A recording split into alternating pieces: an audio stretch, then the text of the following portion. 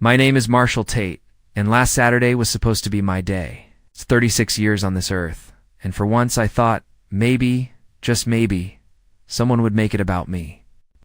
I know how that sounds selfish, childish even, but after years of being the afterthought in my own life, is it so wrong to hope for a little attention?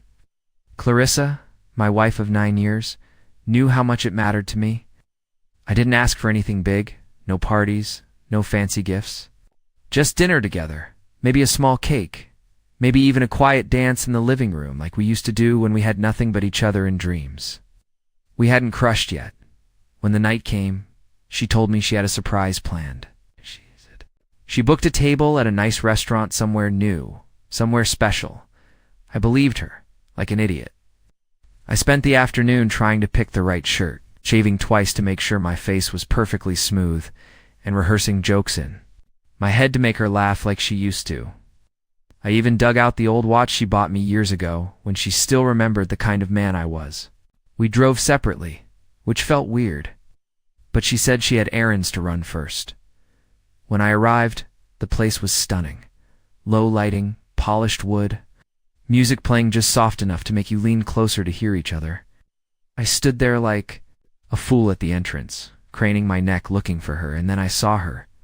She was already seated at a corner table, not alone.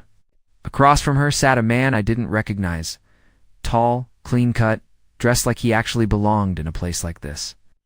Clarissa was laughing at something he said, her head tilted back the way she used to when we were first dating. She reached across the table and touched his hand like it was the most natural thing in the world. I stood frozen for a second too long. I told myself maybe it was just a misunderstanding. Maybe he was a coworker. Maybe she was planning a surprise party.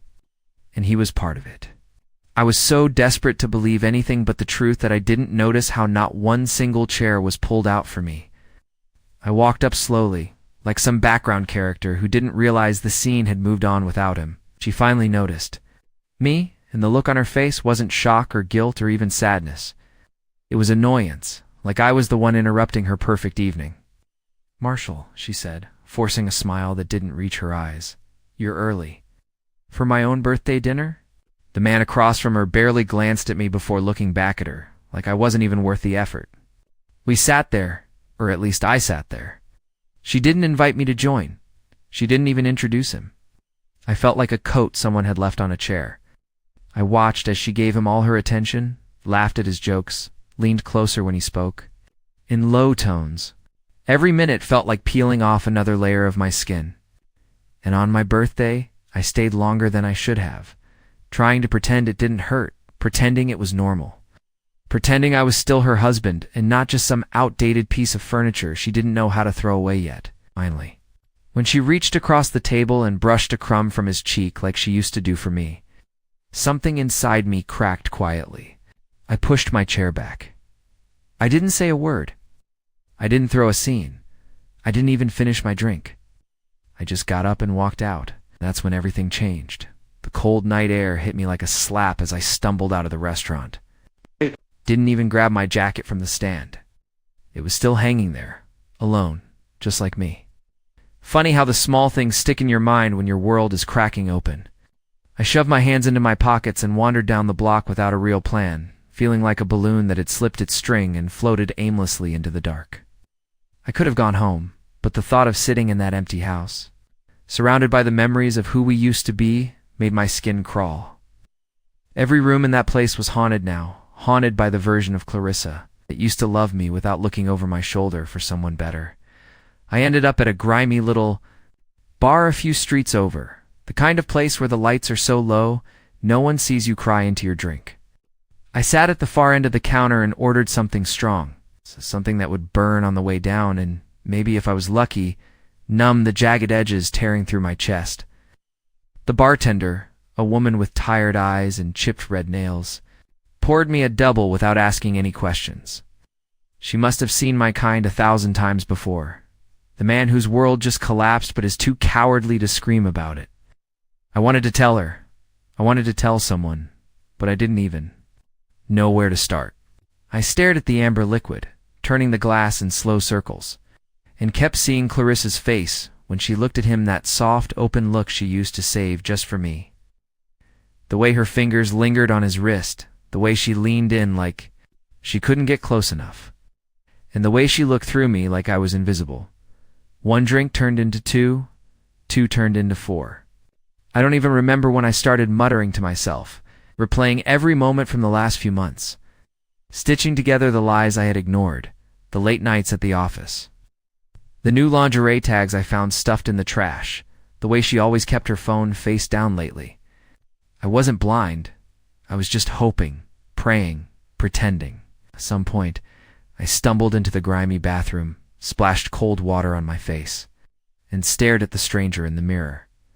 Red eyes, crooked tie, the faint trace of hope still clinging to the corners of my mouth like a man waiting for a miracle that was never coming. I didn't go home that night. I crashed in my car a few blocks away, curled up like a beaten dog in the back seat. My birthday card from my mother crumpled on the passenger side floor. "You deserve all the happiness in the world, son." "Yeah, Mom. If only you knew."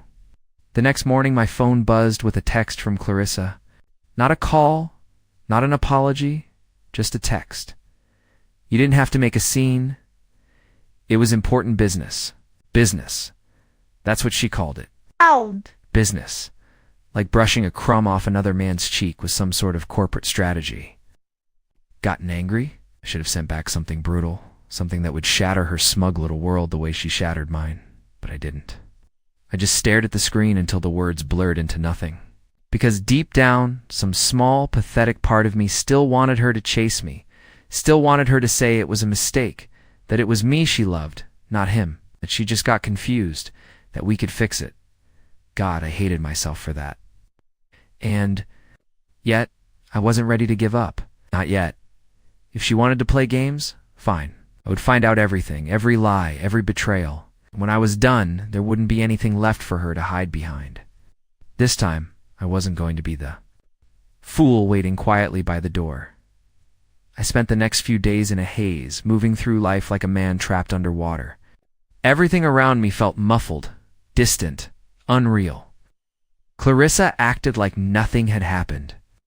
She came home late, left early, and barely looked at me when she was there. If I tried to bring anything up, she would brush it off with a quick excuse. Busy day, tired, deadlines. All the standard nonsense people say when they've already decided you're no longer worth their time. But even in my pathetic, broken state, I wasn't completely blind anymore. I started noticing the little details, the way she kept smiling at her phone when she thought I wasn't looking, the sudden urgency whenever she had to step out for a call, the new perfume she wore, something expensive and sharp, nothing like the soft floral scents she used to love, the fact that her wedding ring, the one she insisted on getting engraved with "Forever Yours," had mysteriously disappeared from her finger. I told myself I needed proof, real proof, something undeniable, something that would rip away the last tiny thread of hope I was stupid enough to cling to. So one night, while she was out with coworkers, I cracked the password on her old tablet.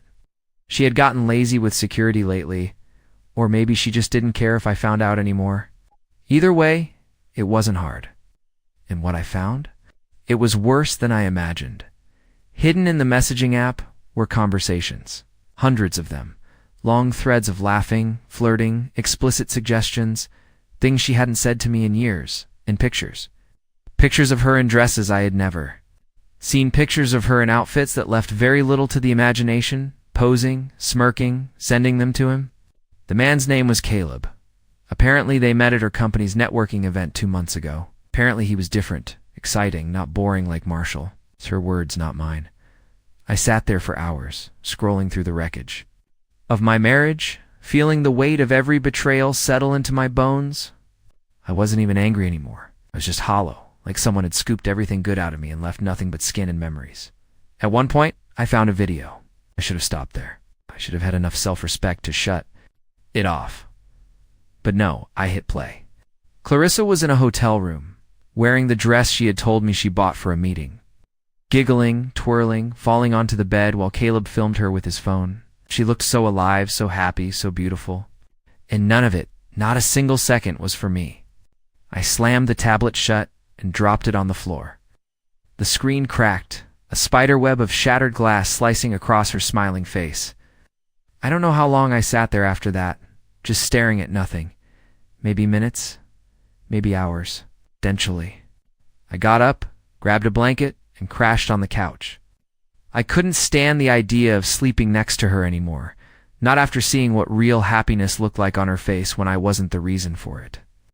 And yet, despite all of it, some stupid, broken part of me still thought maybe, just maybe, she would wake up the next morning and look at me the way she used to. Maybe she'd see the man she married instead of the ghost she had created. Maybe she'd remember. Maybe she'd fight for us. I was wrong. So very, very wrong. The next morning, Clarissa acted like it was just another day. She moved around the kitchen, humming under her breath, flipping through her phone, sipping coffee from the mug I bought her on our first anniversary, the one that said, "Forever starts now."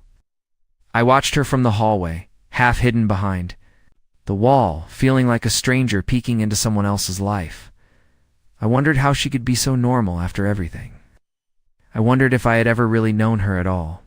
Maybe Clarissa had been slipping away from me for years. I was just too blind or too desperate to see it. I didn't say anything. I didn't confront her. I didn't demand answers. I just stood there, swallowing down everything I wanted to scream, feeling smaller and smaller until I was nothing but a shadow clinging to the frame of a man she used to love. When she left for work, I sat at the kitchen table, staring at her empty chair. The plate she left behind still had crumbs on it. She didn't even bother to clear it. She used to be meticulous about things like that. She used to care. After an hour of sitting there fighting the rising panic in my chest, I made a decision. She wasn't going to tell me the truth. I was going to force myself to face it. I pulled out the old file box from our closet, the one where we kept all the boring stuff bills, receipts, contract sand, buried underneath stacks of old insurance forms. I found what I was looking for, her planner. Clarissa wasn't very techy. Despite all her other deceptions, she still wrote things down the old-fashioned way. And there it was, plain as day, scribbled between her work meetings and gym classes. Saturday, 8 p.m. Cal, Hotel Atlantic, 2 days from now. It felt like the floor gave out beneath me. Even after everything I had seen, part of me still hadn't truly believed she was capable of doing this to me. But there it was, written in her own perfect handwriting. Like an appointment, like cheating on me, was just another task to check off her list before the weekend. I didn't cry. Not then, not even later. The tears were buried somewhere too deep to reach now. Instead, I did something even more pathetic. I circled the date with a red pen like some desperate fool, marking the day his life officially ended. I needed to see it. I needed to see them together with my own eyes.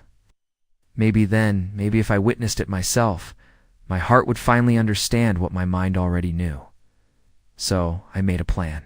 I would go to that hotel, would sit in my car across the street, and I would wait. I wouldn't storm in. I wouldn't scream or fight or cause a scene. I would just watch. Watch the woman I loved betray me in real time until there was nothing left inside me but silence. 2 days. 2 endless, brutal days to sit with. The knowledge.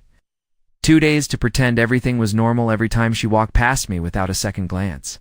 2 days to act like her lies hadn't already rotted everything between us into something unrecognizable. I didn't know if I would survive it, but I knew I couldn't live like this anymore. I deserved to know the truth, even if it killed what little was left of me. Those 2 days crawled by slower than anything I had ever experienced in my life. Went through the motions like some broken machine. Eat, shower, work. But none of it mattered. Every second was just a countdown to the moment. I would see it all with my own eyes. The anxiety sat heavy in my chest, a constant weight that no amount of distraction could shake off. Clarissa floated through those days, smiling at her phone, humming to herself, treating me like a piece of old furniture gathering dust in the corner. It was clear she had already made peace with whatever she was about to do. I was the only one. Still pretending we had anything left worth saving? On the night of the appointment, I left the house a few hours early, under the pretense of grabbing dinner with an old friend. Clarissa barely lifted her head from her phone to say goodbye. I stood there for a moment, waiting, hoping for something, a flicker of guilt, a sign of hesitation, anything at all. But she just nodded absently and went right back to texting. Probably him. Probably planning whatever little romantic fantasy they thought they deserved. I drove to the hotel, Atlantic, and parked across the street in a shadowy corner where I wouldn't be noticed. The neon sign buzzed faintly overhead, casting a sickly red glow across the parking lot. I sat there, gripping the steering wheel so tightly my knuckles turned white, my heart hammering against my ribs like it was trying to claw its way out. Time moved strangely. Minutes felt like hours.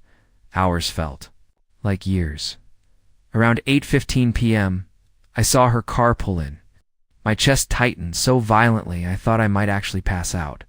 Clarissa stepped out wearing a short, dark red dress, one I had never seen before. She looked stunning, radiant, like the version of her I used to dream about when we first met. Only now that beauty wasn't mine to admire anymore. It belonged to him. Seconds later, another car pulled in behind hers. Caleb, I recognized him instantly, even from a distance. Tall, confident, that same smug aura that radiated even across the lot. He walked right up to her without hesitation, placed his hand on the small of her back like he owned her. And they both disappeared into the hotel together without so much as a glance back. Like I didn't exist. Like I had never existed. I sat there frozen, staring at the entrance long after the door swung shut behind them. I couldn't move. I couldn't think. I couldn't even breathe properly. Everything I had suspected, everything I had feared, was now a living, breathing reality I could never unsee. And yet somehow sitting there in that dark car, I realized something. Even worse, I still loved her, even after all of it. Even after she chose someone else. Even after she left me sitting alone in the ruins of what we built. That pathetic, broken part of me still wanted her, still wanted to believe there was something worth fighting for. I hated myself for that weakness more than I had ever hated anything before, after what felt like hours but was probably only minutes. I finally tore my eyes away from the hotel door. I started the engine, pulled away from the curb, and drove aimlessly through the city streets, not knowing where I was going, not caring. At some point, I ended up down by the river where Clarissa and I used to come when we first moved to this town. We used to sit on the old wooden benches and dream about the future, back when we actually had one. I sat there, staring out over the black water, my mind spinning in 1,000 different directions, each one darker than the last. Was it my fault? Had I not been enough? Was there something broken in me that pushed her away? I replayed every fight, every silence, every missed opportunity to hold her closer instead of letting the distance grow. Maybe if I had just tried harder, maybe if I had just been better. But deep down, under all the self-loathing and regret, a tiny voice whispered the truth. No matter how much I hated myself, no matter how much I wanted to believe I had failed, the real betrayal was hers. She made the choice. She made it every day she lied to my face, every night she texted him under our roof, every time she laughed at another man's jokes while pretending I didn't exist. This wasn't about my failures. This was about her betrayal. And for the first time in a very long time, something inside me started to harden. I wasn't going to beg. I wasn't going to plead. And I sure as hell wasn't going to let her walk away without knowing exactly what she had thrown away. The next morning, the sun crept through the blinds, but I didn't feel it. I sat there all night, perched on the edge of the couch, staring blankly at the silent television screen, my mind looping through the same miserable questions over and over. Clarissa came home around 6 a.m. I heard the door creak open, her heels clicking quietly on the wood floors, the faint smell of unfamiliar cologne trailing behind her like a ghost. I didn't move. I didn't say a word. I just listened as she tiptoed through the house, careful not to wake me, or so she thought. She slipped into the bathroom, the shower turning on a few minutes later, as if she could wash away the evidence of where she'd been, who she'd been with. When she finally emerged, dressed in her old oversized sweatshirt like the perfect innocent wife, she found me sitting there, still silent, watching. Her face froze for just a fraction of a second, a tiny crack in her polished mask, but she recovered quickly. She offered a small, tired smile, like nothing was wrong, like she hadn't just spent the night in another man's arms. "Morning," she said, her voice light. Too light. "You're up early." I stared at her, searching for the woman I used to know, and found nothing but a stranger wearing my wife's skin. I wanted to scream. I wanted to break something. I wanted to grab her shoulders and shake the truth out of her until she couldn't lie anymore, but I didn't. I just gave a tight nod, stood up, and walked past her without a word. I could feel her watching me as I went into the kitchen, pretending everything was fine. She wanted normal. She wanted to pretend this was still salvageable. She wanted me to play dumb, to accept the scraps she was offering, to let her keep living. Her double life without consequence. I couldn't do it anymore. I spent the day cleaning the house. Not normal cleaning, not wiping down counters or vacuuming rugs. No, I was erasing us. I took down every photo of us together. I pulled my clothes from the shared closet and stuffed them into boxes. I collected every gift she had ever given Mitha. Cheesy mugs, the anniversary cards, the framed picture from our honeymoon, and piled them in the center of the living room like a funeral pyre.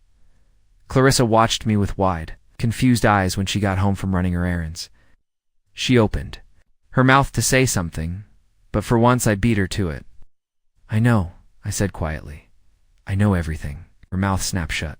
She stood there, pale and frozen, like a deer caught in headlights. For a second, I almost felt sorry for her. Almost. "I saw you," I continued, my voice low and steady, steadier than I felt. "At the hotel. With him." Clarissa swallowed hard. I could see the gears turning in her head, the frantic scrambling for an excuse, a lie. Anything to salvage the situation. "It's not what you think," she said finally, her voice trembling slightly. It's complicated." Laughed and Hollow, broken sound that didn't even sound like me anymore. "Complicated?" I echoed. "You booked a hotel room with another man, Clarissa, on my birthday weekend. There's nothing complicated about that." Tears welled in her eyes, but I didn't move to comfort her. Not this time. She had cried for him. She had smiled for him. She could save her tears now. Just ... I felt lost, she whispered. We were drifting apart. I needed something. "And instead of telling me," I said, my voice raw, "you found someone else." She nodded miserably, wiping at her cheeks. "I didn't mean to hurt you." "You didn't mean to?" My anger finally breaking through the numbness. "You meant? Every lie you told me? Every secret you kept? You chose him, Clarissa. Over and over again, you chose him." She stood there, sobbing quietly, looking so small, so pathetic. But I didn't feel pity anymore. I just felt tired. "I'm leaving," I said finally, my voice quiet but firm. "You can keep the house.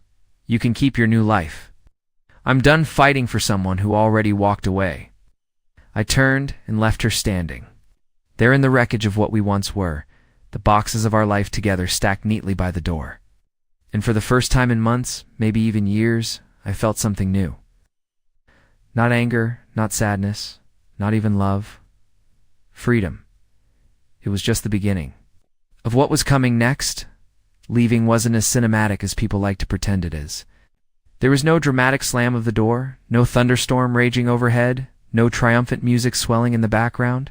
It was just me, dragging 2 battered suitcases to my old beat-up car and pulling out of the driveway without even a glance.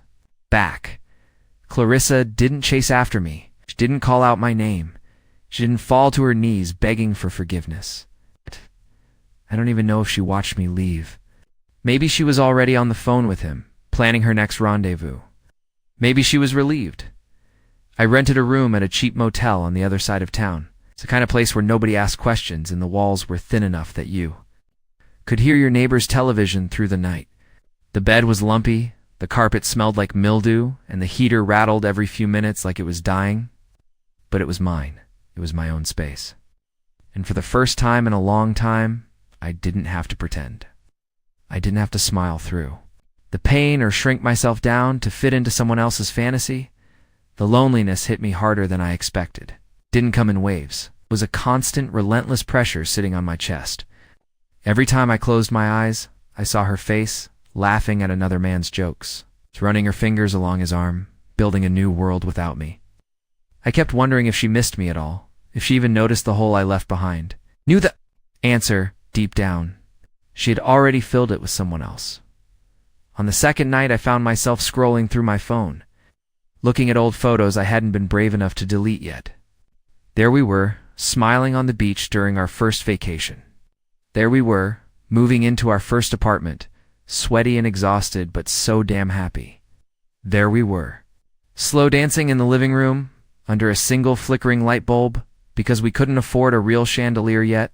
I wanted to reach into those pictures and shake the younger version of myself, warn him, tell him that love, no matter how pure, isn't always enough to hold two people together when one of them has already decided to leave. A few friends texted, me asking where I had been. I lied, said I was taking some time for myself, said I needed a break from the city, said anything but the truth. Because how do you even start that conversation? My wife found someone better and forgot to tell me. Hope you're doing well. I thought about calling my brother, but I couldn't stand the thought of hearing the pity in his voice. I didn't want sympathy. I didn't want advice. I didn't even know what I wanted anymore. On the third day, something inside me cracked. I realized that if I didn't do something, anything, I was going to drown in my own misery. So I got up, threw on a jacket, and drove. No destination, no plan, just the open road and the cold wind pouring through the cracked window of my car. I ended up 2 towns over at a little diner off the highway, the kind of place with faded booths, chipped coffee mugs, and waitresses who called you hun, even when you looked like hell. I sat there for hours, nursing a cup of bitter coffee and scribbling into a battered notebook I found under the passenger seat. I wrote everything I couldn't say out loud, the anger, the grief, the pathetic longing that still clung to me like a second skin, and did. And somewhere between one terrible cup of coffee and the next, it hit me. Clarissa's betrayal wasn't the end of me. It was the end of who I had been for too long, a man who begged for scraps of love from someone who had already given her heart away. It hurt, God. It hurt more than anything. But it was also the first real beginning I had felt in years. I wasn't ready to move on. I wasn't healed. I wasn't strong yet. But for the first time, I saw a glimpse of the road ahead, and it didn't have her on it. It took a few more weeks before I could really breathe again without feeling like my chest might cave in. The motel room eventually gave way to a small 1-bedroom apartment on the edge of town. Nothing fancy, but it was clean, quiet, and entirely mine. There were no silent, accusing walls here, no reminders of broken promises, no scent of cheap cologne clinging to the furniture. Just space. Empty at first, but sometimes empty is exactly what you need when you're trying to rebuild yourself from the ground up. I filled the place slowly. A second-hand couch from a thrift store. A scratched-up kitchen table someone had left by the curb. A few houseplants that I wasn't sure I could keep alive but decided to try anyway. Every item, every tiny decision felt like stitching a new patch onto the torn fabric of my life. Clarissa. Tried to reach out a few times. Texts mostly. Can we talk? I miss you. It didn't mean anything. But by then I was done chasing ghosts. I didn't even open the last few messages. I didn't need to. I finally understood something that had eluded me for too long. When someone shows you how little you matter to them, believe them. I picked up extra shifts at work, not because I had to, but because it felt good to be busy, to be building something. That was mine alone. I started going to the gym again, not to punish myself, but to feel stronger, more capable. I reconnected with old friends I had neglected during the slow collapse of my marriage, and for the first time in years, when they asked how I was doing, I didn't have to lie. One Saturday, about 3 months after I left, I found myself sitting by the river again, the same spot where Clarissa and I used to dream about the future. But this time, I wasn't haunted by what we lost. I was thinking about what I still had, about what I could still create. The water was calm, glinting under the early spring sun. Families laughed nearby. Kids skipped stones across the surface. The world hadn't ended after all. It had simply shifted, making room for something new. That night, back at my little apartment, I looked around at the mismatched furniture. The crooked pictures on the walls, the overwatered plants clinging stubbornly to life, and I smiled. Real, genuine smile, the kind I thought I might never feel again. I wasn't the same man who had sat alone in that dark car outside the Hotel Atlantic, shattered and invisible. I was someone new, someone stronger, someone who had learned painfully, slowly, that sometimes losing everything you thought you needed is the only way to find yourself again. I didn't know what the future held. I didn't know if love would find me again someday, or if it even needed to. All I knew was that for the first time,